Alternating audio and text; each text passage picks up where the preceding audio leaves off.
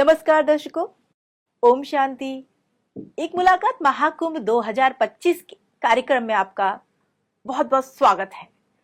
आज हमारे साथ एक ऐसी महान हस्ती जुड़ने जा रही हैं जो कि काफी समय से प्रयागराज में अपनी सेवाएं दे रही हैं। जी हाँ, हम बात कर रहे हैं वरिष्ठ राजयोगिनी दीदी मनोरमा दीदी की, जो कि ब्रह्मा कुमारी की सेवा प्रयागराज में काफी समय से दे रही हैं। और प्रयागराज में जो महाकुंभ मेला लगा है उसमें भी दीदी के द्वारा बहुत अच्छा पंडाल बनाया गया है और वहां पर भी दीदी के जो सेवाएं हैं वो चल रही हैं। बिना देरी करे दीदी से हम रूबरू होते हैं और दीदी ही बताएं अपने बारे में हमारे दर्शकों को।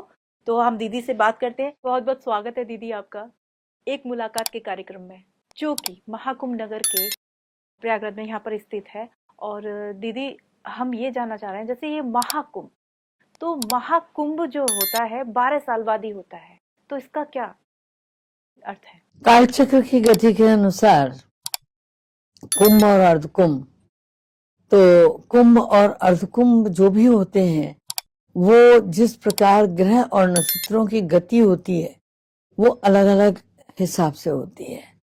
कहीं के कुंभ सिंहस्थ कहलाते हैं।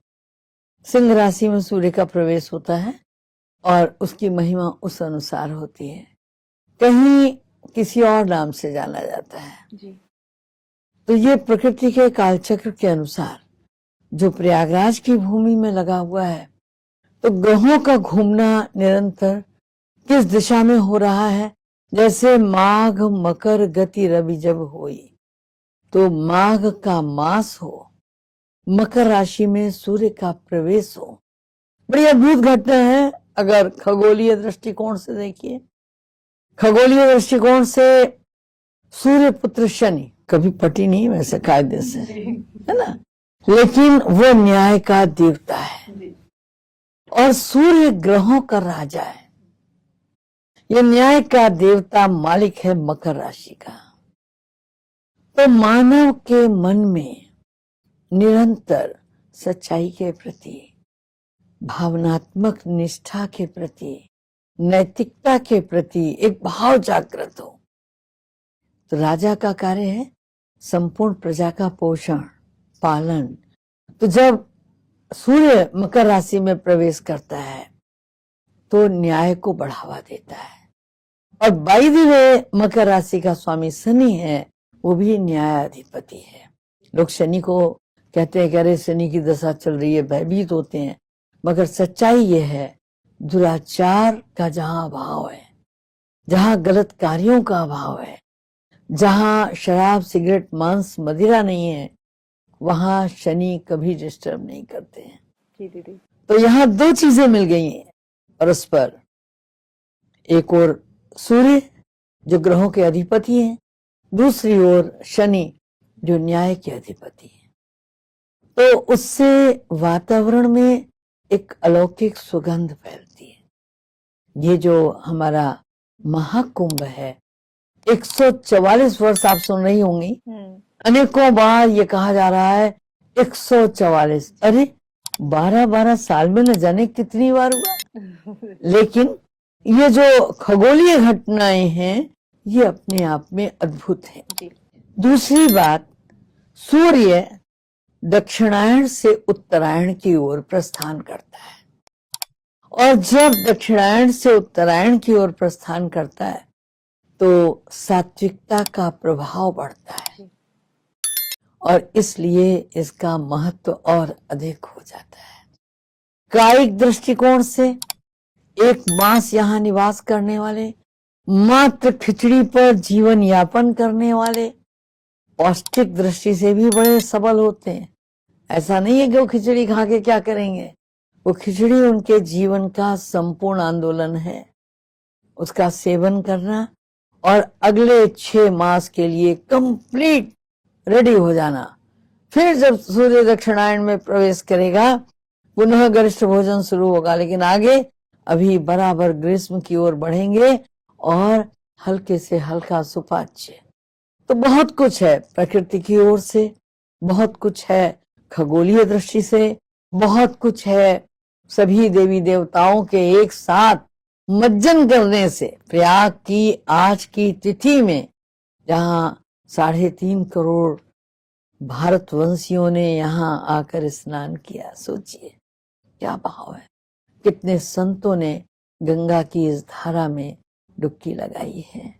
तो गंगा जल तो वैसे ही लोग पावन मानते हैं, और आज का दिन तो बहुत महत्वपूर्ण है। जी अच्छा दीदी, अभी आपने खिचड़ी की बात कही, जैसे कि अभी ये मकर संक्रांति है, तो उसमें जो एक आध्यात्मिक जो रहस्य होता है उसका, ऐसे ही ये महाकुंभ का आध्यात्मिक रहस्य, जैसे कुंभ, तो उसका क्या है तात्पर्य? सबसे बड़ा रहस्य है कि पूरे भारतवर्ष में, विश्व में इतना बड़ा मेला कहीं लगता नहीं है। और जब मेले लगते हैं तो मेला और मिलन अलग अलग नहीं है। तो ये जो मेला है, ये संस्कृतियों का मेला है, ये मेला संस्कारों का मेला है, और ये मेला मां सरस्वती का मेला है। इसके अतिरिक्त आत्मा और परमात्मा से मिलन मनाने का मेला है। यहाँ हजारों, लाखों, करोड़ों लोग अनेक प्रश्न लेकर आते हैं, अनेक जिज्ञासाएं लेकर आते हैं। तो देश के धुरंधर विद्वान शंकराचार्य, हमारे संत, ऋषि, मुनि, मनीषी उन समस्त प्रश्नों का समाधान लेकर आते हैं। जरूरी नहीं है कि हर व्यक्ति साधु बन जाए, जरूरी नहीं है हर व्यक्ति समाधान कर दे, जरूरी नहीं है हर एक के साथ बैठकर आप चर्चा करें।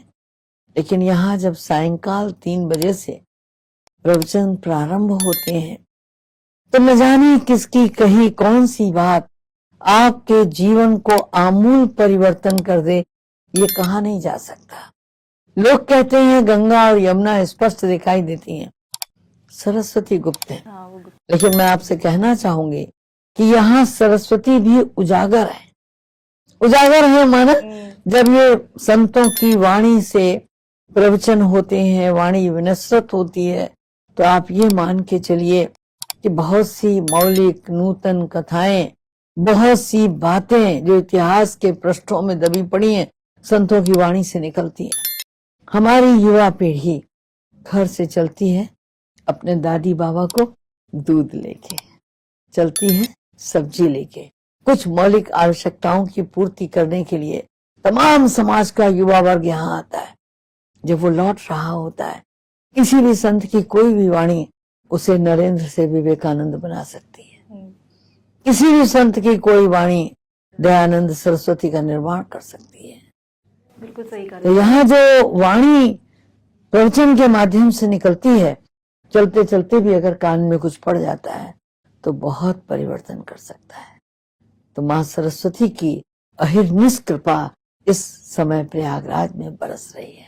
तो दीदी, जिस तरीके से आपके द्वारा यहाँ पर ये इतना बड़ा आयोजन किया गया है, ये पांडाल लगाया गया है, और क्या क्या सेवाएं दी जा रही हैं आपके द्वारा? देखिए, मैं तो एक इकाई हूँ। वस्तुतः हमारा प्रजापिता ब्रह्मा कुमारी ईश्वरीय विश्वविद्यालय का जो वृहद स्वरूप है, संपूर्ण विश्व में फैला हुआ है। तो सबसे पहले इसका बीजांकुर हमारे माउंट आबू हेड ऑफिस में हुआ, और हमारे जो बड़े रहनुमा हैं, वरिष्ठ राजयोगी बहन भाई हैं, उन सबकी शुभभावना, शुभकामना का मिश्रण है। हर एक ने अपनी मनीषा लगाई है, हर एक ने बुद्धि लगाई है, और वैश्विक परिस्थितियों को देखते हुए हर एक को यह एहसास हो रहा है अगला कुंभ हम देखेंगे या नहीं देखेंगे जी। लिहाजा इसको बहुत तरीकों से, बहुत विधियों से संपन्न करने की कोशिश की गई। यहाँ हमने एक जंगल दिखाया, और ये जंगल अपने आप में बहुत बड़ी मानवीय पतन और मानसिकता की कहानी कह रहा है। सूरत इंसान की है और सीरत जानवर की हो गई, ये जंगल ये कह रहा है।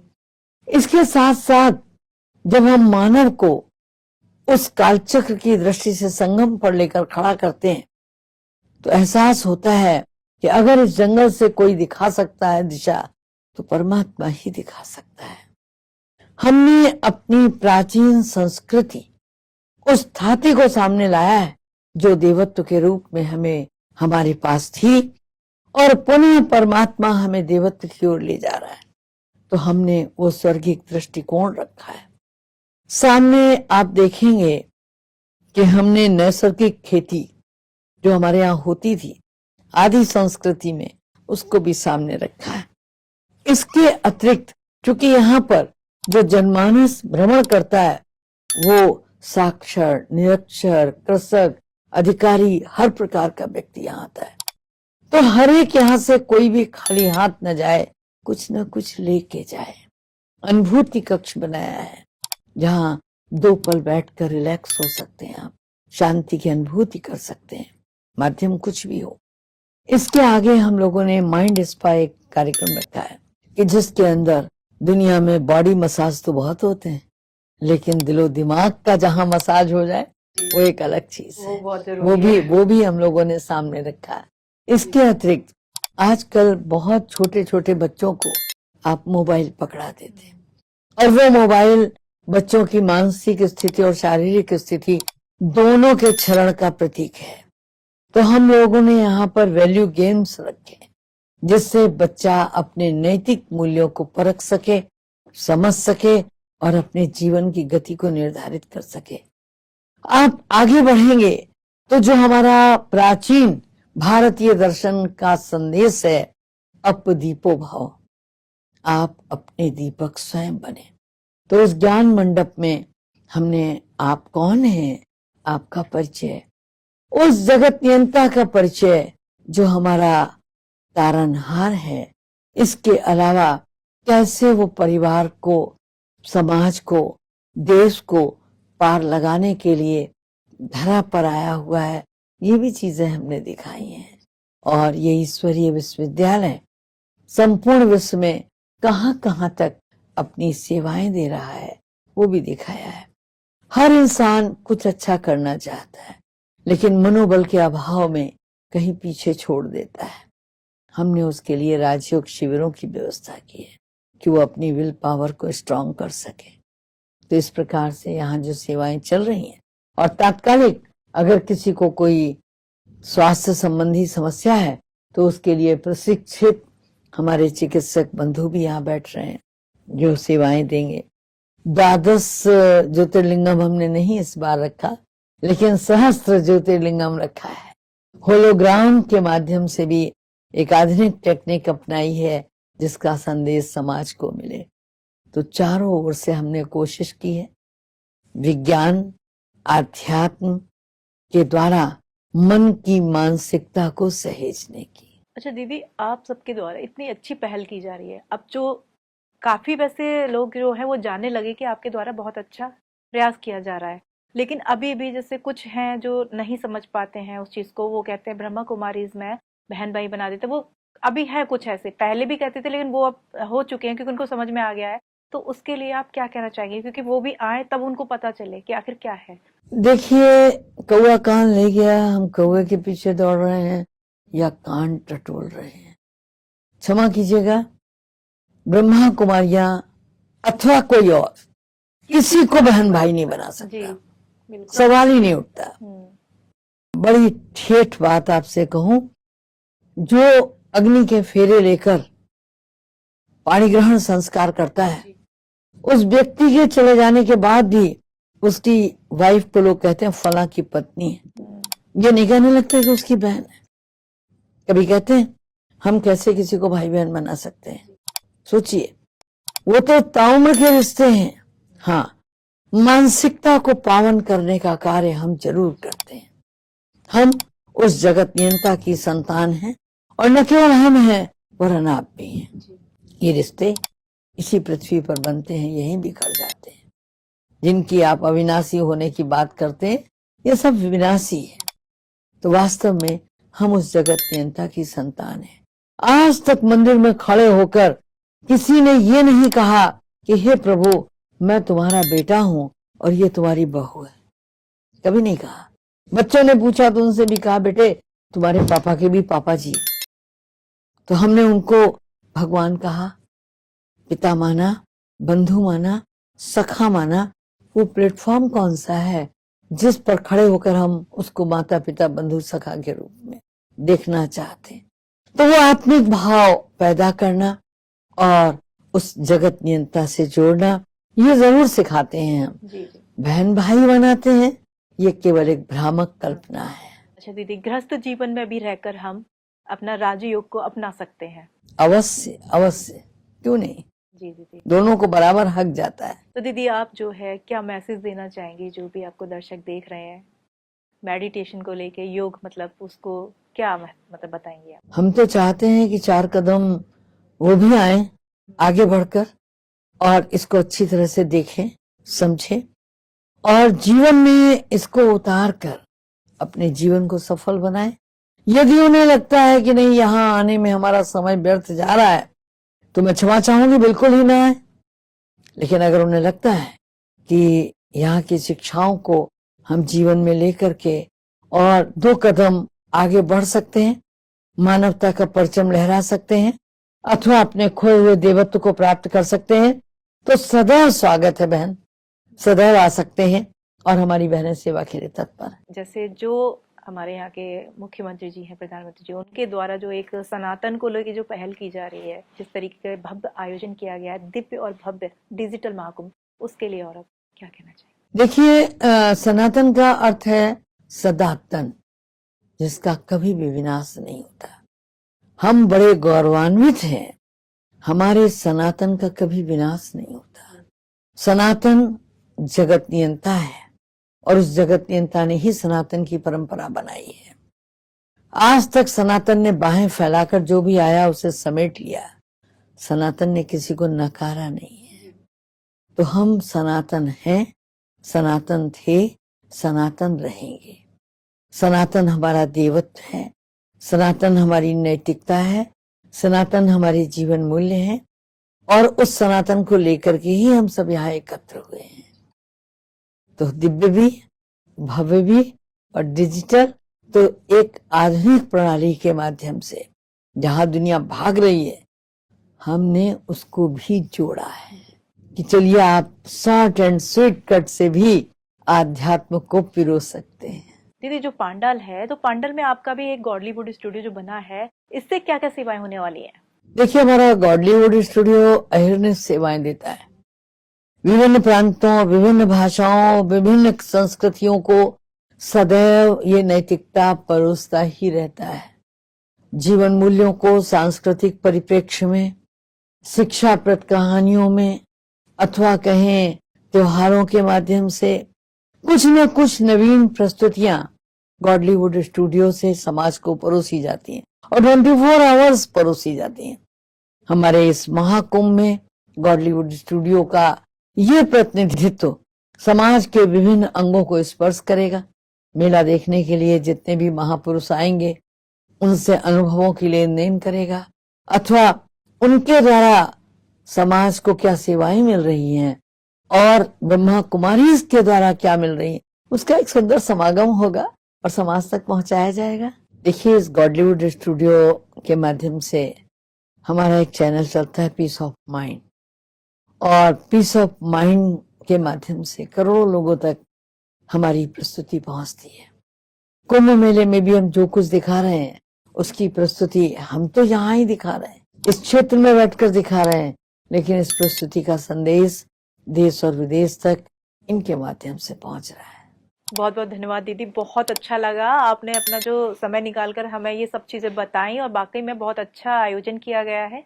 दिल से धन्यवाद दीदी। ओम शांति। ओम शांति। तो अभी आपने देखा किस तरीके से दीदी ने बताया कि महाकुंभ मेले का जो आयोजन किया गया है और महाकुंभ का महत्व बताया, कहाँ कहाँ महाकुंभ मेला लगाया जाता है, वो सब दीदी ने बताया। और जो आध्यात्मिकता है उसको अपने जीवन में अपनाने से हमें कितना सुख मिलता है और जो मेडिटेशन है उसको हमें अपने जीवन में कितना फॉलो करना चाहिए। वाकई में जो आज की जो जनरेशन है उसके लिए दीदी ने बहुत अच्छा मैसेज दिया है। और आज के लिए दीजिए मुझे इजाजत, मिलते हैं फिर अगले नए मेहमान के साथ।